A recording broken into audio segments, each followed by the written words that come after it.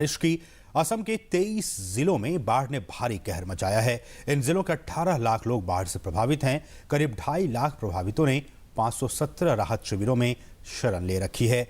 मुख्यमंत्री सर्बानंद सोनोवाल ने कल बाढ़ प्रभावित माजुली, नौगांव, मोरीगांव, जोरहाट, लखीमपुर और धेमाजी जिलों का हवाई सर्वे किया और मंत्रियों को यहां का दौरा कर हालात का जायजा लेने और राहत बचाव काम का जायजा लेने का निर्देश दिया।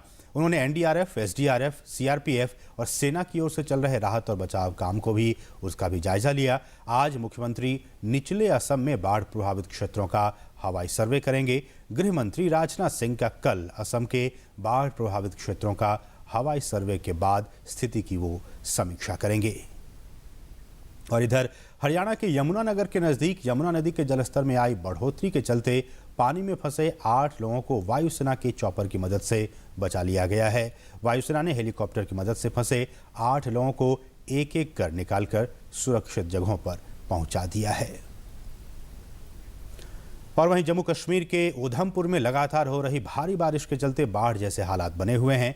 राज्य के राजौरी में भी बाढ़ से सामान्य जनजीवन प्रभावित हुआ है।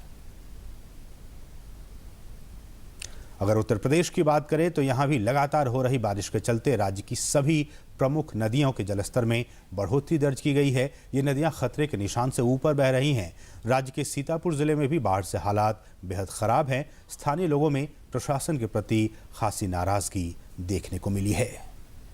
बिहार की बात करें तो बिहार के कई जिलों में भी बाढ़ की हालत चिंताजनक बनी हुई है। नेपाल के तराई के इलाकों की नदियों में आई बाढ़ और वहां से बहकर आए पानी के चलते बिहार में स्थिति और भी ज्यादा खराब हो गई है। और वहीं उत्तराखंड में भी लगातार हो रही बारिश से लोगों को परेशानियों का सामना करना पड़ रहा है। राज्य में अभी तक 58 लोगों की मौत हो चुकी है और कई घायल हैं। राज्य में बहने वाली अधिकतर नदियां उफान पर बनी हुई हैं।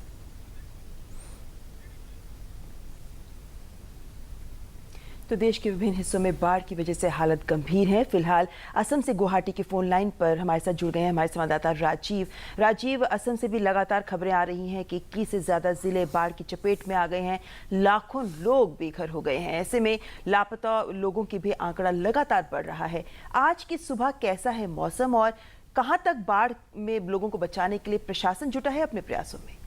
हाँ जी ममता, ये बाढ़ की स्थिति अभी भी गंभीर हो रही है। ये अभी तक सुधरा नहीं है। कल जैसे कि आपने बुलेटिन में बताया कि चीफ मिनिस्टर सर्बानंद सोनोवाल ने कल माजुली और लखीमपुर में बाढ़ की स्थिति की जायजा ली।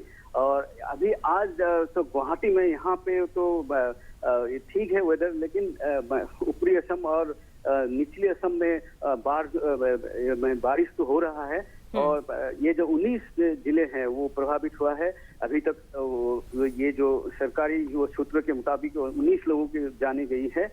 और चीफ मिनिस्टर सर्बानंद सोनोवाल ने कल वो औपचारिक तौर पर वो 4 लाख रुपए करके जो बाढ़ में जो निधन हुआ है लोगों को, उनको परिवार को दिया है।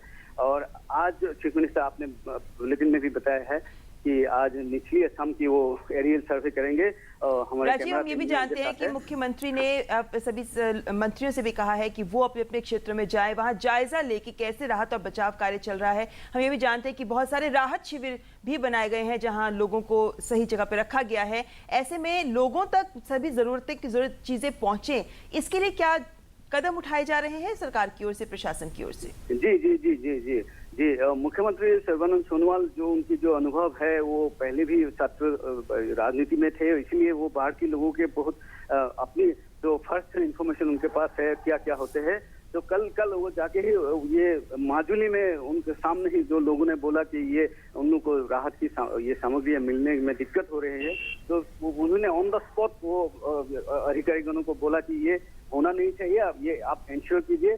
और वहां से ही वो उन्होंने जो ये इंस्ट्रक्शन भेजा है सभी मिनिस्टर्स को, हाई ऑफिशियल्स को, कि आप लोग एकदम पूरा मशीनरीज को बाढ़ की राहत के लिए आप लगा दीजिए। और कोई लोग जैसे कि कोई ये सरकारी जी, यानी कि निर्देश पूरे हैं राजीव की प्रशासन को कि राहत पूरी तरह से दी जाए, लेकिन जिस स्तर के हालात हैं उनसे चुनौती भी बहुत बड़ी है प्रशासन के सामने। बहुत बहुत शुक्रिया राजीव, गुवाहाटी से हमारे साथ जुड़ने के लिए। और अब रुक करेंगे सीधे मध्य प्रदेश की राजधानी भोपाल। वहां कैसी है बाढ़ की स्थिति, बात करेंगे अपने संवाददाता अजीत से हमारे साथ जुड़े हुए। अजीत, कैसी स्थिति है बाढ़ की, और सबसे पहले तो ये बताएं कि आज सुबह का मौसम कैसा है, क्या वहां बारिश हो रही है?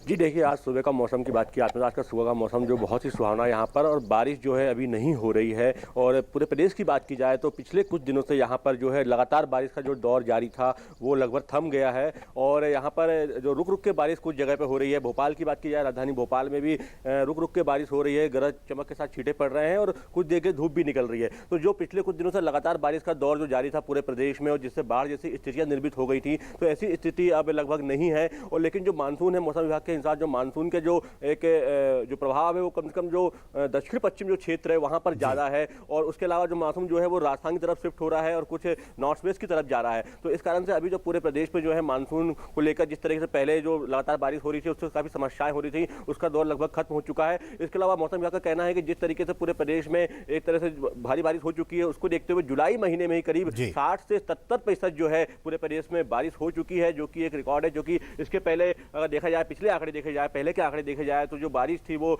ये जो बारिश होती थी ये अगस्त सितंबर तक ये आंकड़े हो पाते थे। लेकिन अजीत, जो लोग बाढ़ से प्रभावित हैं, क्या उन तक प्रशासन सही तरह से फुल हो चुके हैं? जुलाई महीने में ही जो है पूरे बांध जो है वो फुल हो चुके हैं, और अधिकतर जो बांध है उनके गेट खोलने पड़े, जिससे कि जो पानी है।